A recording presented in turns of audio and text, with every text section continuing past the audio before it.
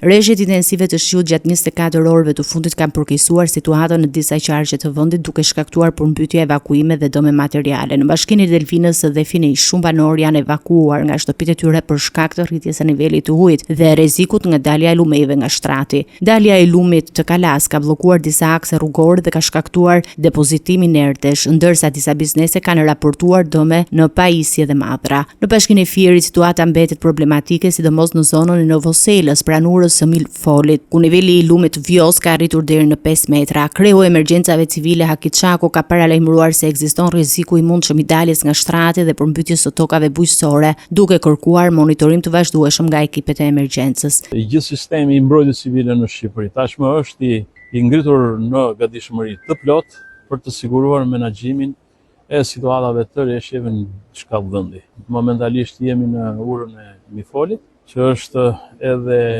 pika më nevralgjike e shkarkimit të lumit Vjosa. Ka pasur një intensitet të lartë në zonën e Delvinës, të Miqit, dhe aty ka pasur prezencë në tokat bujqësore kryesisht dhe në disa banesa, në 2-3 banesa ku është ndërhyrë, janë zhvendosur banorët që nuk kanë pasur probleme, nuk ka pasur probleme të prezencës ujit brenda në banesë. Edhe në qarkun e Durrësit, rreshtet e shpeshta kanë shkaktuar dëme në 77 banesa, 19 biznese dhe 2200 hektar tokë bujqësore në zonat Manz, Sukth dhe Ishëm. Banorët kanë vazhduar punën për pastrimin e shtëpive dhe kanaleve, por paralajmërojnë se rreziku i përmbytjeve mbetet i lartë pas çdo rrebeshi shiu. Autoritetet e emergjencës civile qëndrojnë në gatishmëri dhe po monitorojnë situatën për të parandaluar aksidente dhe dëmet mëtejshme.